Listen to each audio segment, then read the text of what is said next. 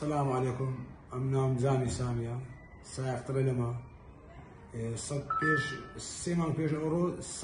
صد سی کیلوم استاش خون جشن لكن دكتوري نوت نو کیلوم هیچ شش میل لخوای بزیادی استا لسه رقمی بدون رقمی لخوای بزیاد هیچ شش نیا لخوای بزیاد والله سائق تريلما بيشتري يعني هان دار بس قلال استا لخوای بزیاد هیچ شش نیا شيء هيز اوشين يعني هيز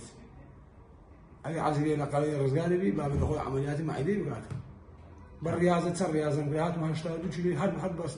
بأمك بس كتمه بس الأخوة بس يعني هيك شيء يعني جان دقور يعني زور يعني الرنج دولة تزعل دولته عمرنا ولا مش صار يعني عمره من بس سنة كانت يسأل الأخوة بس يعني زور هاد مخواري الحمد لله تقريبا عفتك بيش يعني بيشهم خيزان مكردي باشا يوم كرد أدوي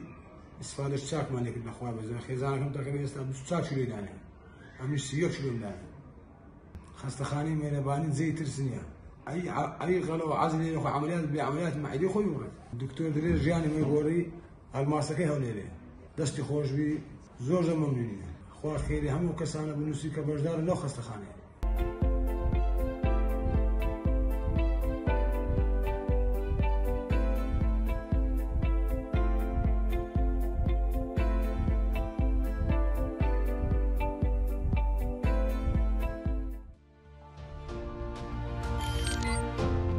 میهرەبانی دڵسۆزی و لێزانی